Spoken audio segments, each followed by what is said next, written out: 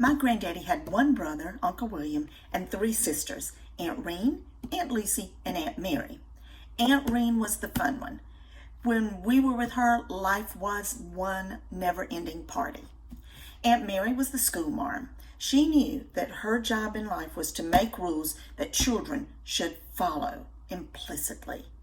Aunt Lucy was a veritable encyclopedia of knowledge. She knew everything about everything, especially raising children, which was shocking given that she had no children of her own. The three sisters were very close. When they weren't in the same room together, they were writing letters to each other. And when Aunt Lucy's husband died, she moved in with Aunt Reen. So they spent all day, every day, sitting by the same fire, eating at the same table, sleeping in the same bed. The girls, when they got to be in their mid-90s, they started taking more naps. And when they would wake up from a nap, if it was light outside, they knew it was morning. And so they went and took their morning tablets. We found them a place in a nearby assisted living facility where we could visit often. And when it was time for the Christmas party, Mother and I went over to attend with Lucy and Irene. Now, Irene had been looking forward to it for months. Lucy, not so much. When we got there, we spotted our girls. They were sitting in the back corner in front of the drink table. Mother and I headed that way. Mother had swung right, made a wide right turn, and went by and got her a little cup of wine on the way. And then we assumed our position standing behind the girls. Aunt Reen looked back to say hello to Mother, did a quick double take, and said, "Darling, is that alcohol you have?"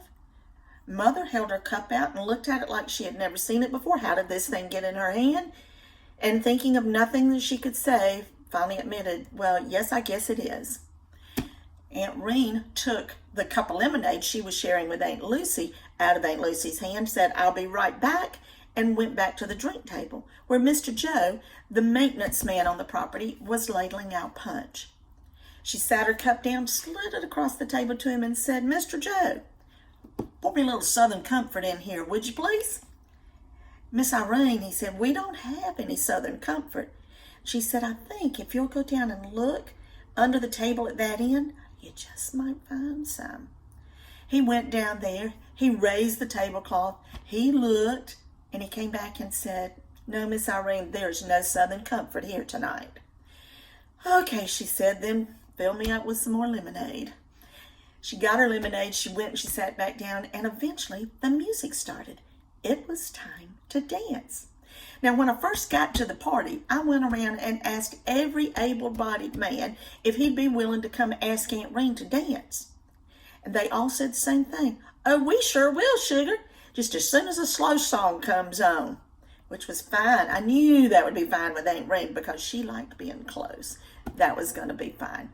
Well, the music started, and Aunt Reen sat up a little straighter and dialed her smile up a little bit brighter and just waited on the men to line up in front of her.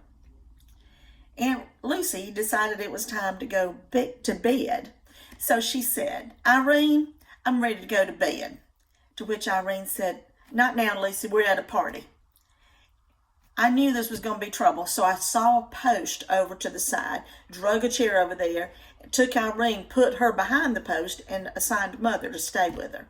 I went back and sat beside Aunt Lucy in Aunt Reen's chair and decided, as the self-appointed family historian, I'd use this as an opportunity to get some stories from Aunt Lucy. "Aunt Lucy," I said, "when you and Irene were teenagers, did y'all like to date a lot?" "No. Where's Irene? I'm ready to go to bed," she said. "Aunt Lucy, when you and Irene were teenagers, did y'all go to a lot of parties?" "No. Now where's Irene? I'm ready to go to bed."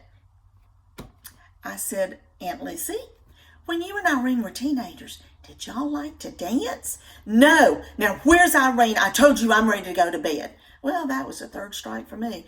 I turned around in my chair, I looked at her, and I said, "Lucy, you listen to me, and you listen good.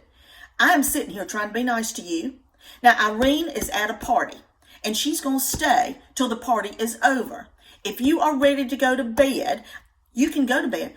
I will take you upstairs. I will help you get ready for bed. I will tuck you in, and you can see Irene in the morning."